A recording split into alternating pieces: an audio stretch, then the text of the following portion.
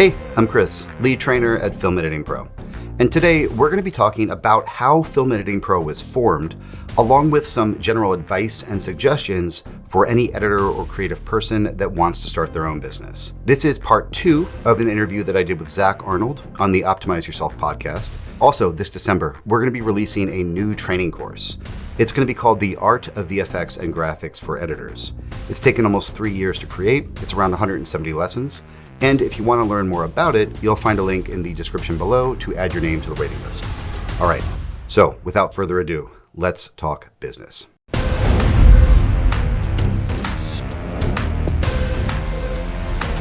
I am just insanely interested in your journey to going from high-level trailer editor to not only am I going to start what I'm sure at the time was maybe a side hustle, and we'll learn more about it, but really taking on the hardest part, which is not here are the buttons or here are the bells and whistles. Here's how to teach creativity. So talk to me about the origin of Film Editing Pro. I think the idea, so I've always wanted to I've always been interested in a lot of different things. Like I said earlier, I was interested in 3D animation. I like art. I like, now I like trailers. I like rock climbing, and I like spreadsheets, and I like math, and I like all types of things, and I like psychology. You and I have a lot in common, by the way. We should probably have more conversations. Yeah, no kidding. Yeah. It's kind of creepy, but go on. Yeah. I kind of knew that like trailer editing for me was fun, but it's one job, and I kind of want to do a lot of different jobs. And with something like that, you can't. Like, you need to be so focused on doing that really, really well that, a lot of folks they'll become producers, like editors that move up to producers, and then they own a shop, or then they move to the studio side, and then they oversee things from a macro perspective and run the campaign. And now they're strategizing using budget, and they're also reviewing trailers and, strategizing on the smaller level of getting in the weeds like that. But I don't know, that didn't interest me as much as kind of doing my own thing. And I've always liked teaching too. So when I was in 3D, I would write articles and I do tutorials and stuff like that at the time. And of course, with the internet now, you can do anything from anywhere for the most part, even editing. So many trailer editors now are editing from home. Gets tricky with security. So that's not like nobody should be asking to do that right off the bat. But so Film Editing Pro kind of came up in the mind of it was my wife's idea, actually. She was like, well, why don't you just teach editing? Because I was just thinking, well, let's just start another business. Let's just do something completely different. Let's teach, I don't know, whatever. And we tried a couple little things. I did some stuff with video games. I didn't know what to do at the time. And I was mostly spending a lot of my time editing, which it was really hard to learn something new to focus on that while also editing. And she was like, just teach editing. You're doing that all day long. You have insights into it. Just teach it. And I was like, yeah, I guess so. But it was funny because like when the idea first came up, I wasn't an experienced editor at that point. So I was like, I don't deserve to be teaching this. I'm still learning this. Looking back, I guess we're kind of always all still learning it at some level. And at some point you just have to say, all right, I guess I know what I'm doing for the most part. So we started off, I met a cool guy that he was a choreographer, stunt choreographer, and he had filmed this awesome fight scene in an alley. And you think that my first course would have been about trailers, but it wasn't, because we had access to the super cool fight scene footage. So we taught like action editing, and we taught how to sound design it and how to set up the story for it. And so we released that course in 2014.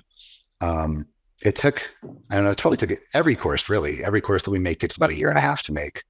It's been a while at this point since we've released our last course. This next one that's coming out is going to be much larger. Most of our courses are between like 30 and 50 lessons, and this next one's like 140. Wow. Yeah, it's a beast. But so we released that, and it worked out well. We used Facebook advertising to kind of get the word out. I think you and I have some similar mentors in the world of marketing. I was literally just going to ask who's been in your ear, because everybody just assumes, well, Zach must have figured all this up by himself. I'm like, no, he didn't. It cost a lot of money to learn how to do this stuff. So who's in your ear? Who's been there since the beginning? Yeah, well, I learned a lot from, honestly, the inspiration to even start my own business was probably Tim Ferriss. Back in 2006, 2007. I read his book, The 4-Hour Workweek, which is such a misnomer because it's not about working less. It's just about having the ability to do what you want for the hours that you want to do. And most of us have managed to find our way into things that we like doing. So we work 60-hour weeks, but it's fun. So that's cool. So he was kind of inspirational, and even just putting, there's a lot to talk about, like putting in the effort outside of a day job to build something on the side. That's exhausting. So it better be something that you like, because you're going to be doing it after dinner, because you're going to get home. Maybe if you're lucky, you're going to have dinner at 6 or 7, and you'll hang out with your wife, your girlfriend, or whoever for a couple hours. And then at 9 o'clock or something like that, you got to work for 3 hours. And it's not easy work either. It's complicated work. So I did that for a long time to get that first release out. It was a lot, but it was fun, and I was excited about it. So it didn't feel like work. And then so that worked out well. And we got the word out with Facebook. I followed a lot of teachings of like Ramit Sethi. I know you're familiar with him, right? Oh yes, he's basically my business mentor, and most of what I've learned has been from him. And he and I are now friends. But yes, Ramit is definitely a core foundation of everything that I built. I actually have a podcast interview with him, and shameless self-promotion. We'll put a link to it in the show notes if somebody wants to listen to it. I saw that you had that. That's a cool interview. Ramit's he's a big influence on my work. Super smart guy. He's a psychologist by training, I think, isn't he? Not by training. It's just he's naturally very, very good at it. He's certainly learned about it, but it's not like he has and like being a psychologist per se. But essentially, he's what I call a financial therapist. The work that he does is essentially the deep-rooted psychological issues that have to do with money, building a business, and I kind of stole from him, and basically now I'm a career therapist. And so all the horrible, crazy voices we get in our head and the doubts and everything else when we want to pursue things that we really love, I help people overcome those as a career therapist the way that he does as a financial therapist. But he's brilliant when it comes to building a business and teaching people how to teach and structure all of these things. So yeah, he's one of my probably most likely my biggest influence. Not the only one, but the biggest one for sure. Yeah, he's a big one for me too. Because there's a lot to learn. Like creating an online course or something like that. First of all, you need to know the topic. Second of all, you need to be able to take that topic, especially something that's kind of esoteric and like ephemeral as editing, where it's like, how do you describe how this works? And obviously not everything works the same way. So like to make this moment A work in this film is going to be very different. You can't just say, it's not always the same solution. So you have to kind of dig down to like, what's the underlying structure? What are the fundamentals that make something feel funny or sad or exciting?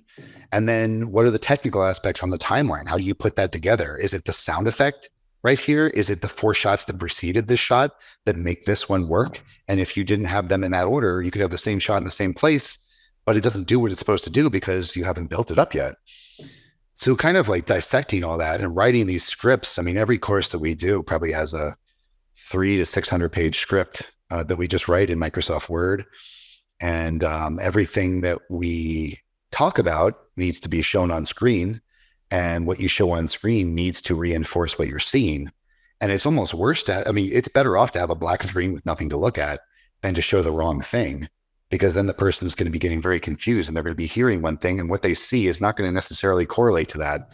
So you need to think about, how do your graphics illustrate the concept that you're talking about? Should this be a demonstration of a technique? Should you do something in After Effects where you've got shapes that kind of form a metaphor and explain something? So we spend a lot of time, and that's probably why you mentioned I'm a man of mystery, because I'm not on camera much. Because originally it was just like, well, I didn't have a camera when we first started.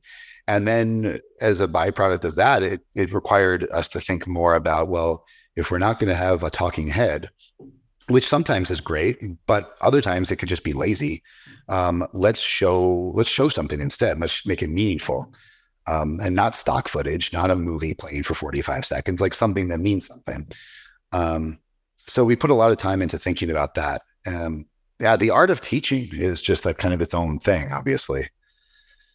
But yeah, I don't know. So we built the business gradually. Facebook ads kind of help get the word out. Now we're doing YouTube a lot more. We've got, I forget how many courses. We've got the art of music, drama, which is essentially just like feature editing, like long form type stuff. We give like 1,000 dailies, and we do so music, drama, trailer. We do a basics course. We teach DaVinci software. We teach Premiere software. We teach action. Eventually, we're going to teach all the softwares, but we kind of did our training backwards. We started with the hard stuff, and now we're filling in the bottom with like, okay, yes, we'll show you how to use Premiere. But there were so many of those resources out there when we started already that it really wouldn't have made anything that we were doing special or different. So we're just doing that now just to be completionists. Well, and I also think that you did it the right way. And the reason I say that is because I've had multiple people that have come to me and have said, well, you should just be teaching editing. I don't want to learn about time management or productivity or this or that. Like, teach me how to edit. Number one, the reason there are so many people on YouTube and elsewhere that are teaching the fundamental hard skills, the buttons, the menus and whatnot, is because teaching the creative process is damn near impossible. Mm-hmm. So the fact that you decided to take that on first and get the hardest part out of the way was the right way to do it. Because my guess is, if you were to look back in hindsight and say, well, we should do the fundamentals first, you realize, well, this is just so much easier and it's making revenue and I guess it works. So do we really want to take on the hard stuff? But you decided to take it upon yourself to say, we're going to be the place that you want to go if you want to learn the creative thought process of editing. And that's the really, really hard one to do. And clearly you've done it successfully. But that's the hard stuff. That's the hard stuff, yeah. It requires a lot of thinking, a lot of, like I don't purport to be an expert in all aspects of editing, of course. So it also requires a lot of talking with other editors. Even within the trailer world, like I probably spoke with and had great conversations with, I think it was 6 or 7 other editors. And we talked about every lesson in that course, every lesson focuses on a different thing, like, a music stop in comedy or how to build up to a big moment in an action film. The subtlety of sound design used within a drama cut and how that needs to be different from other genres. But, even within that world, I wouldn't call myself by any means an expert or the best in any of those things either. So I was, seeking out people that were especially good at each part of that. And then of course, with long form, speaking with more folks that do a lot more of that, and then reading every single book and then thinking deeply about how that relates to the skills that I'm already comfortable with and how to translate that and how to guide people through that process in a way that makes sense. So yeah, it's been a lot of work, but it's been fun. Yeah, it's one of the things that I say to my team all the time, and I'm sure you can relate to this, is that it all starts with, well, I think I just want to, start a side hustle and maybe get a little bit of passive income. And anybody that's done this for any length of time, they hear the term passive income. If somebody's listening, they didn't see your face said it all. You're just like, yeah, right. I always say that passive income is where you work 20 hours a day so you can make money while you're not sleeping. Yes, there's nothing passive about any of this. Like, granted, I can go out for the afternoon and do something with my kids and I can make a sale and get a notification, but the amount of work that goes into building the infrastructure to make that possible, never in a million years would I have guessed how much infrastructure, technology, like, I don't know if you've ever felt the same way, but when I go back to editing, it's like a vacation. Oh my God, I have one job. I have one piece of software and one job instead of managing a team and 27 different pieces of online software and coding and skills. Like, it's really overwhelming. It really is. Yeah. It's a lot of front-loaded work too, right? Mm-hmm. I mean, you work your butt off. Like, for example, making a new course. You just did a launch. Well, now you're not working quite as hard on that course, I imagine, but sales are coming in. And during the launch, was the launch week or whatever it was less work than the 8 months or a year and a half that led up to that. But the work's got to come at some point. If you want passive income, it's like go play in the stock market and cross your fingers, I guess. Yeah, exactly. And there's no such thing. The front-loaded part is so important for people to understand. Here's an example of what I would consider as close to passive income as possible. 2 days ago, got a notification on my phone. Somebody joined your Move Yourself program, $297. I built that in 2017. I haven't done shit on that program in 5 years. There's a web page. There's a button that goes to a checkout page. Somebody decides to give their money. They get an email sequence. They get, access to modules. That's now passive income. Mm-hmm. But it's not like I can just rest on my laurels on one course I built 5 years ago. as it is, I'm sure, the same for you. You continue to build more resources. Your students come to you with new challenges. You have to continue to meet those challenges. Your team grows, therefore your income has to grow. So it's just this never-ending pattern of there's always the next product to create, the next marketing challenge to solve. So it never really becomes passive. But yeah, every once in a while you're like, oh, 300 free bucks, I didn't do anything today. Like, that's nice, but it was years of front-loaded work to be able to do that. Exactly. Yeah. Yeah. And of course, like supporting the people that take the training too. I mean, people have questions. Like, the better you do a job with a course, the less questions people typically have, but everybody still has a question here and there. So, giving good answers to that, and, giving the occasional cut review when people want that type of stuff. But yeah, nothing's really that passive in life. So it's like pick what you enjoy, because you're going to put some time into it for sure. Yeah, I mean, if there was ever good advice that you can put on a placard in front of your workspace, that would certainly be it. I love that. Like, there really is no such thing as it being passive. You might as well enjoy it, because it's going to be a process. It's going to take some work. Yeah. So the next part of this journey that I think is so important to dig into, which is where I think the vast majority of people that are listening are going to be at. We have very few listeners, if any, that are 8 or 10 years into building a successful online business that also happen to be craftspeople. I know for a fact we have a lot of people, because I get these questions all the time. I want to start something. I've realized that I don't want my only source of income to be this one craft that I've done my whole life. And they want to learn, how do I build a side hustle? How can I bring value to the world? What does it even mean to bring value to the world? And I had somebody that interviewed me on a podcast about, I don't know, it was like a month ago. And they were telling me, they're like, yeah, I've got this friend of mine. They said that they were thinking about building a course for editors on time management and productivity. But then they talked themselves out of it. And they're like, well, Zach's already done that. Why should I bother? And I was like, no, they should totally do it. Why should the fact that I've already done this thing stop them? But what they imagine about me, and I'm sure they imagine about you, is, well, why would I teach anybody about trailer editing? Like, Chris has already done that. Who am I to think that I can build this? But rewind to when you decided to start Film Editing Pro. Did you think, well, if anybody's going to teach this, it's going to be me, because nobody knows better than I do? Like, weren't you in the place where you're like, who the hell do I think I am to teach anybody how to edit? I still feel that way. Yeah. I mean, all of us have imposter syndrome to some extent, right? Even as an editor, I won't diverge too far into that, but even as an editor, by the way, every editor's bay you go into is populated by one person that is thinking that they're about 2 days away from getting fired. People are about to figure out that I have no idea what I'm doing, and today might be the day that they figure it out. So yeah, if it helps with anybody's self-confidence, yeah, we all feel that way. So don't worry about it. So how did you overcome that when you decided, I want to build this thing? Because what you've built is pretty impressive, and it's far reaching all over the world. And you are now the resource for a specific thing. If somebody says, I want to learn how to edit trailers, Film Editing Pro, done. You don't even have to look elsewhere. But that wasn't the mindset, I would guess, that you thought of when you began, or even to this day, you don't feel that way. So how do we help people overcome that want to start their own side hustles or build their own enterprises? Yeah. Well, so a couple of things. So first of all, if somebody's already done something, that doesn't mean it shouldn't be done again, because you're going to have your own perspective to add to it. By the way, if you're going to do something that's already been done before, don't watch what's already been done, because it's going to screw up your head so much. You're not going to be able to come up with original ideas. I haven't watched any other editing course out there, because I don't want to know what's in them. I probably should, but I don't want to see it, because then I'm going to question this or question that, or want to feel the need to include it, and then mine's going to look like theirs, and I don't want that to happen. So realize that you have your own perspective to offer on things. That's number one. I'd say number two is kind of search your mind. Do you have more than one skill that can synergize with each other? Right?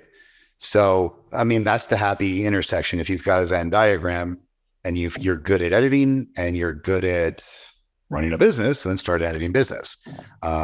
Or if you're good at editing and you're into fitness and you understand time management and those types of techniques, well, maybe you can specifically also try to assist editors and everybody else, but editors in particular, that can be a very targeted market with a unique perspective that you can offer to those people.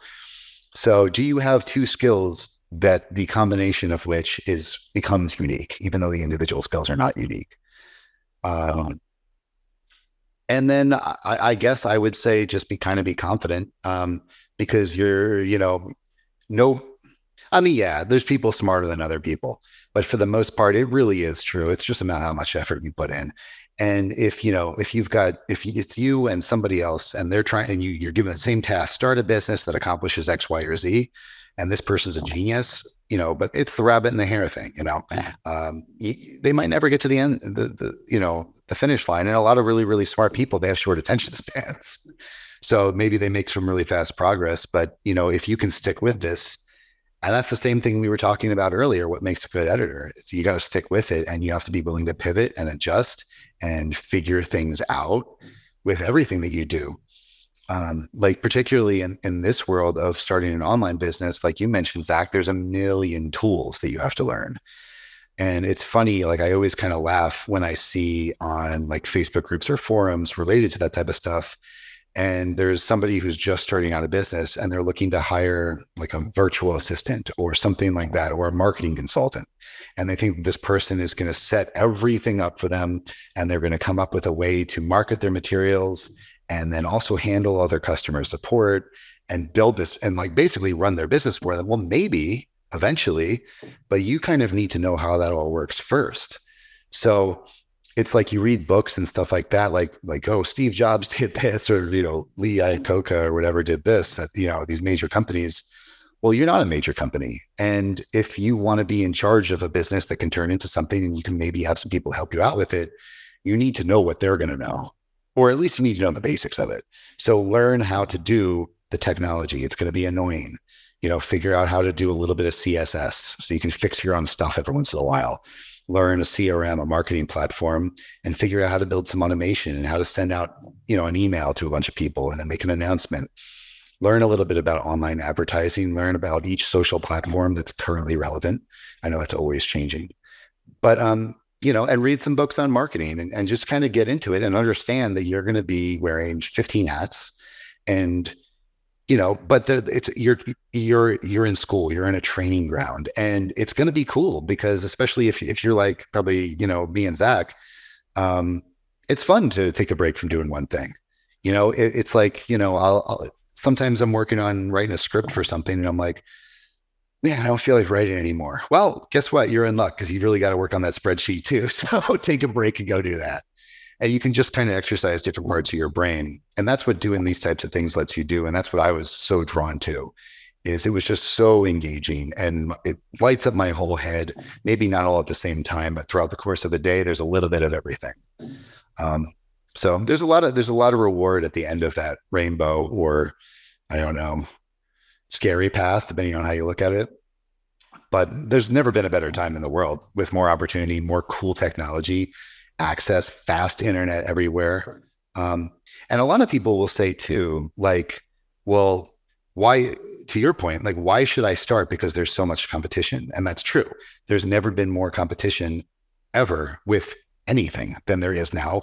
And that same statement will be true in 1 year and 10 years and 15 years, unless something crazy happens. But the cream always rises to the top. So there could be 1,000 people doing the same thing. We'll just do it really, really good. Proofread your work, like I always complain to my wife. I've got a good friend and I'll tell him to listen to us just so he can laugh at it. But we would be in the same math class and he would finish he's a really smart guy, and he would finish his test and he'd go, "Hey, I'm done." And he'd go bring it up. And I'm like, he didn't check it, did he? He didn't check it. And I'll spend an extra 10 minutes and I'll check it.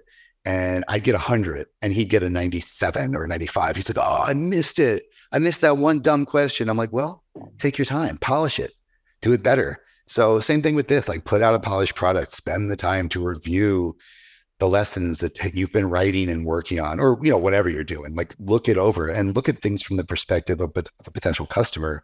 If you're selling something, send yourself your own email, look at your own ad, click on it, go to the landing page. Does this look interesting? Does it work? Is it weird on my phone?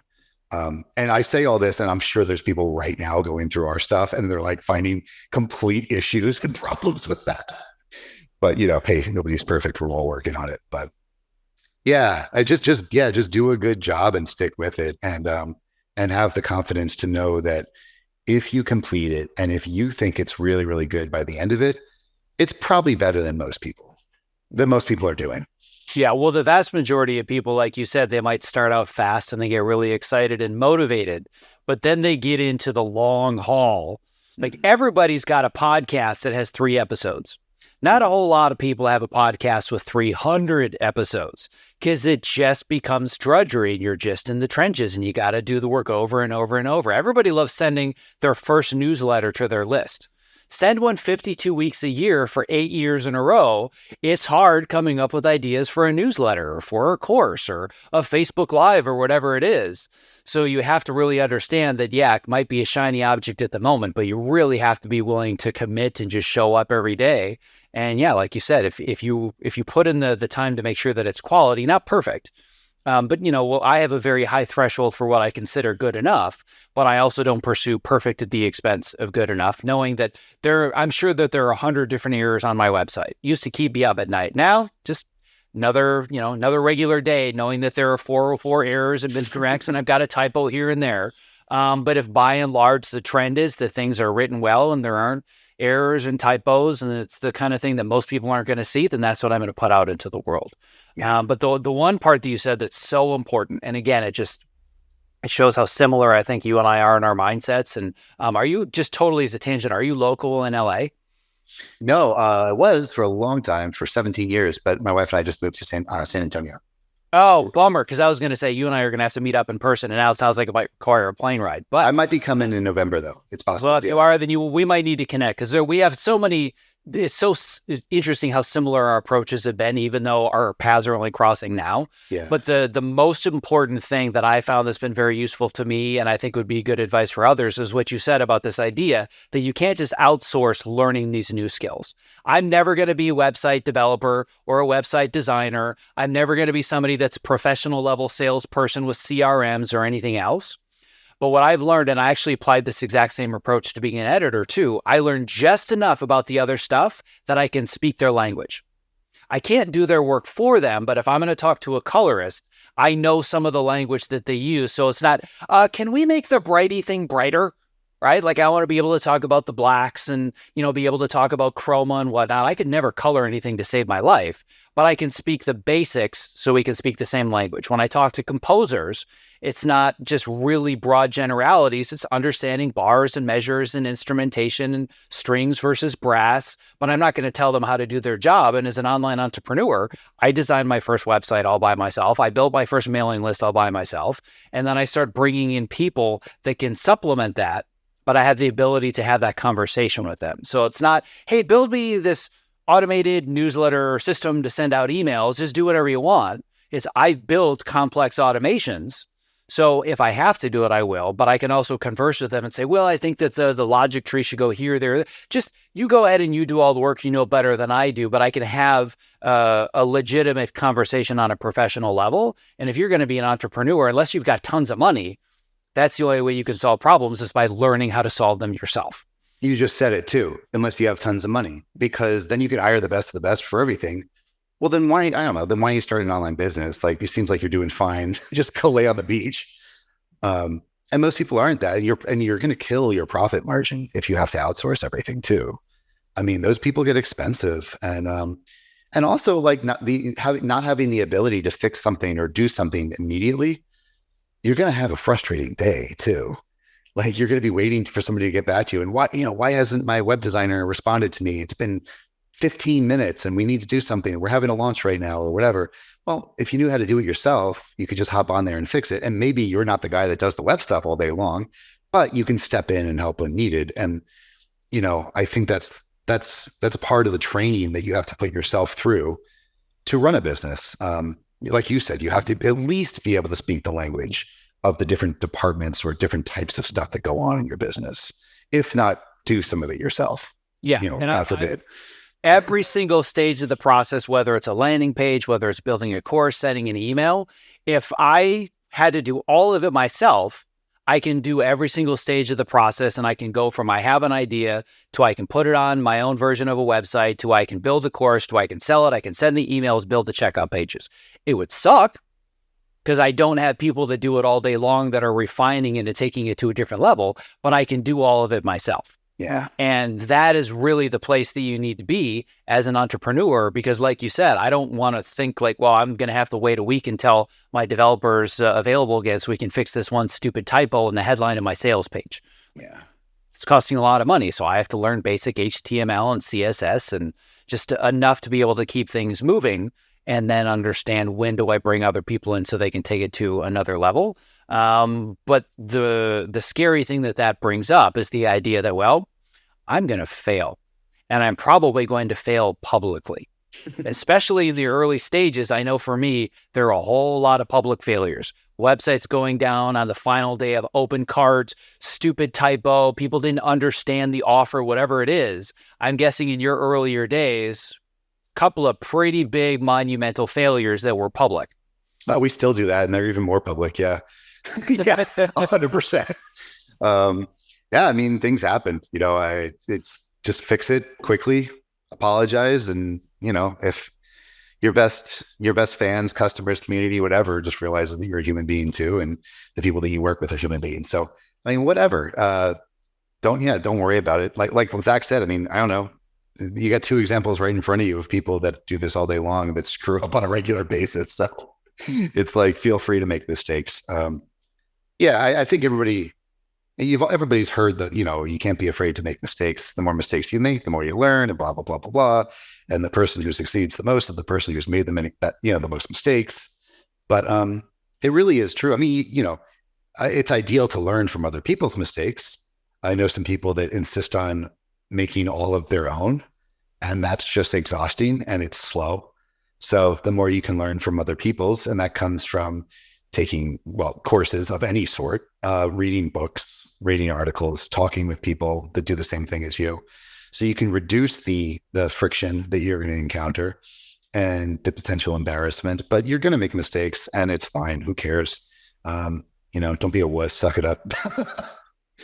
And something that you said earlier too about, everybody's, there's a million places with 3 podcasts, or everybody sent 1 email to a list of people, but doing it multiple times and over and consistently is the hard part. And I think, this might also be a trite phrase too, but these cliche phrases, they're important because they're true. Motivation gets you started and discipline keeps you going. And that's the same with a diet or an exercise plan. And, so you develop a routine and you get into something, and that's as you know, that is easier said than done, to be disciplined when you have your own thing, because especially when work has been front loaded, because if you made a course a year ago and it's selling okay still, and you should be working on the next thing, or you should be doing this, and it's a Thursday and it's sunny outside and you don't feel like doing it, you want to go out and, I don't know, get lunch at 3:00 for the next 2 hours, you can do it. But if you do that too many times, so it's really difficult to kind of, the more freedom that you have, the harder it is to define your own boundaries. So that's a challenge. Not everybody's cut out to have their own thing either. Like a lot of people function better with the structure of a work environment, and some people don't want to be responsible for making big decisions that could be really bad. And the bigger your business gets, the more important your decisions become, and the more repercussions there are. So the fatigue of making those decisions kind of gets a little scary and exhausting sometimes, to the point that at the end of the day, sometimes after some things that have gone on maybe with our business, and I'm like, oh, I don't know if we do that, it might make people upset, and then by the end of the day, it's like, hey, what color should we paint the cabinets? And I'm like, I have no idea. I can't make that decision. Oh yeah. I've gotten to this point multiple times, both with my family, with my kids, with my wife, even with my trainer. They'll say, what do you want to do today? I'm like, no decisions. Just tell me what to do and I'll do it. I am all out of decisions today. I cannot think about one more thing. Just you figure it out, because it's exhausting, right? And as an editor, for a living, you make micro decisions thousands of times a day, but it's compounded when you're an entrepreneur, because it's not just thousands of the same micro decisions. It's different decisions with different parts of your brain. Like you said, it could be in a spreadsheet. It could be with copywriting. It could be with sales psychology.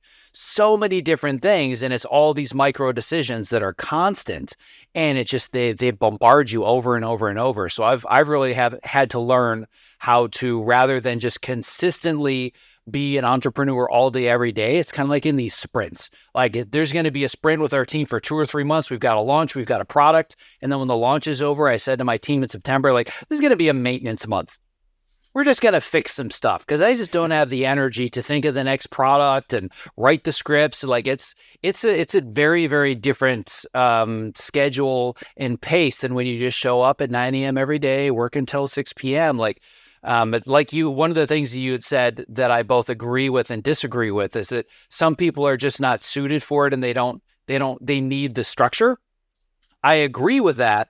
Where I disagree with it is that I think that the way that our society is constructed, that's not a flaw, that's a feature. We don't want you to be good with your own freedom and your ability to work with lack of structure, because we want our employment and our company to provide it for you, so you feel the need to work for us instead of working for yourself. So we've designed a society of people that function best in full-time jobs with structure, which is why structure is not taught. It's one of the reasons I had to learn time management and prioritization on my own, because I didn't want to work within those confines, but I hadn't been equipped with any of those tools. I 100% agree. Yep. So I think there are a lot more people that are suited for it. They're just not equipped for it yet. Mm-hmm. Yeah, it's not a skill you're taught ever. Well, I mean, you teach it, but not many people teach it. Right. And I don't think that's a flaw in the system. I think that the system is designed that way. We don't talk about it. But what I'm curious about now is, from the moment you said, I'm going to just dabble, maybe I'll make a course. From that moment when it all started to when you pulled the plug and said, I am an entrepreneur and the CEO of Film Editing Pro full-time, and I say no to trailer editing gigs, what was that amount of time? 1 week. Wow. So you just stopped taking trailer work the moment you decided to build your business. Well, yeah. Well, I ended up leaving my last trailer editing job in it was February of 2017, and there were, I don't know, I probably had another month and a half left to finish the Art of Trailer Editing course before we can launch it. And so let me rephrase that, 6 weeks. Because then when the launch went well, I was like, this works. I mean, I knew it worked already because we had launched the Art of Action Editing before that. And I'm probably answering this question terribly, but we launched the Art of Action Editing in 2015. It was built in 2014, launched in September 2015. Very small group of people. It made a little bit of money, but it worked. Like, it sold and people liked it. And I was like, wow, that's cool. If you can do it once, you can do it 100 times. And if you do it small, you can do it big. So, so building the trailer course was kind of the thing that took, it took a couple of years after that. But the second that went well, and it's like, okay, we've done this twice, I'm no longer employed as a trailer editor. And then the launch went fine. And it was like, okay, now we're going to make this course. We have all these other cool ideas. I was like, I'll cut my own trailers for Film Editing Pro, but it's never going to be probably worth it to me again to spend as much time as it takes to cut a trailer versus making more training and growing the business, and teaching more people that way than me just doing the one-off skill. Plus, I became addicted to just all the cool stuff that you get to do and the toys that you play with. And, I like getting in there and playing with the automation for the marketing and designing, flows and conditional things. And I think that's fun. But essentially the very short version is that from the inkling of the idea into 2014, it was around 2017, you finally said, this is when I'm going full time. I'm not a trailer anymore. I'm an entrepreneur. And you've been doing this full time, building this thing for the last 5+ years. Correct. Yeah. Yeah, that's awesome. I'm still at the point where I'm kind of waffling on the fence after year 8, right? One toe in the deep end here, one toe in the deep end here. For the most part, I've been telling people that I'm a retired editor, not taking on shows. But, I've got a soft spot in my heart for Cobra Kai, so we'll see where that ends up. But I can very much relate to anybody that is having a hard time choosing which direction to go, for sure. Yeah. But when it comes to your dilemma, just, again, shameless self-promotion of how do I solve the problem of helping people define the next steps of their career path or building their network or presenting their services. I know a guy that can help you with that problem, because that's another one of those areas where there are just no good resources. And there are no good resources because it's really effing hard to build these resources and teach them because they're so esoteric and you have to build the frameworks and the ideas. But that's the direction that I chose. And that's why I think that there's so much synergy between what you do and what I do. So, yeah. And just so you know, we had a number of folks that signed up for your recent course that are loving it. So so thank you for introducing us to that. And they're really clearly great students and good seasoned professionals as well. I'm very selective about the quality of people in my community and a whole bunch of influx of new people. And I was looking, just because we have all the analytics and the behind the scenes, like, oh, these are all Film Editing Pro people. Of course they are. I think there's a long and synergistic future between the two of us being able to help each other's communities for sure. So, yeah, 100%. Yep. Yeah. So I want to be very, very conscious of your time. I have one final question. If we were to go back to the Chris that was interested in painting and animation and 3D and visual arts, and you were to talk to him, would you tell him to do everything the same way again? Or is there still part of you that would be interested in pursuing a different path than you've gone on now? I think I do it the same way. Yeah. A boring answer, but I think that's the truth. I'm happy with how things went. I think there's still a lot of cool stuff to do. I mean, I get bored pretty easily. So if it's the same thing every day, I have like most people, I have a problem where it's very easy to start a project, but not as easy to finish it, especially when it goes well and you're at like the 80% mark and you're like, I see where this is going. And I would do that with artwork too. My parents would always give me a hard time. I would start designing like a 3D whatever, but my mom said everything I made looked like a potato. But I think I graduated best at one point, but you get kind of there, but maybe you didn't put the textures on and it's not lit yet. And you're like, it's good enough. It's close enough. But obviously it's important to finish things. And so at this point, I'm mostly kind of excited about the new projects that we have going. And we've done so much teaching so far, and we've covered so many like big topics that we're starting to get more flexibility in what we can dig into.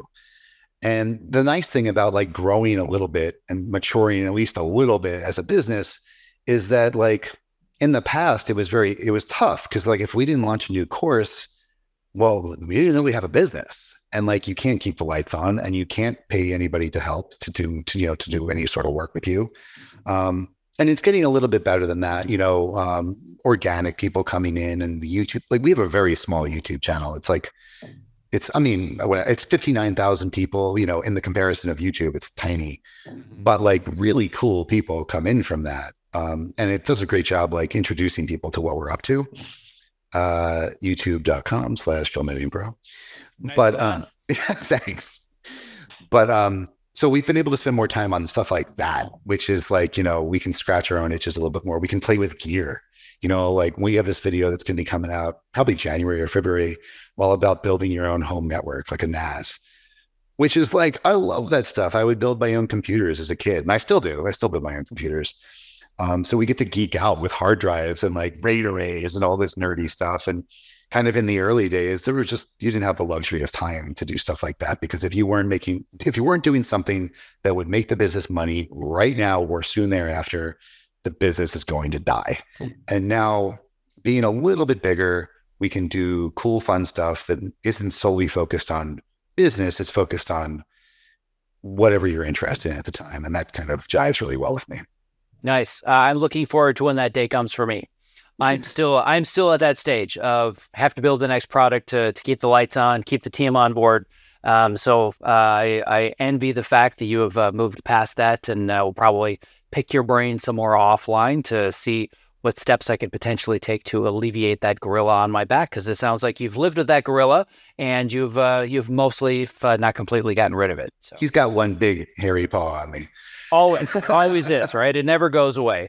For those that are listening other than youtube.com/Film Editing Pro, where can we send them if they want to learn more about you, about your services, they want to do your courses? I know that you've got a special promotion specifically for our audience. So how do we take care of our listeners today and get them started working with you? Yep. So filmeditingpro.com/Zach. So you'll probably put this in the notes, I'm guessing. Yes, this will be in our show notes, and it's ZACK because my name is spelled wrong every single day of my life. So I want to make sure they go to the right place. filmeditingpro.com/Zach. And what are they going to find when they get there? Yeah, there's where you can pick kind of any topic that you're interested in. We got drama stuff, music stuff, sound design, trailers, of course, action. You kind of just pick whatever topic you want, and we'll send you about an hour of free training on that topic.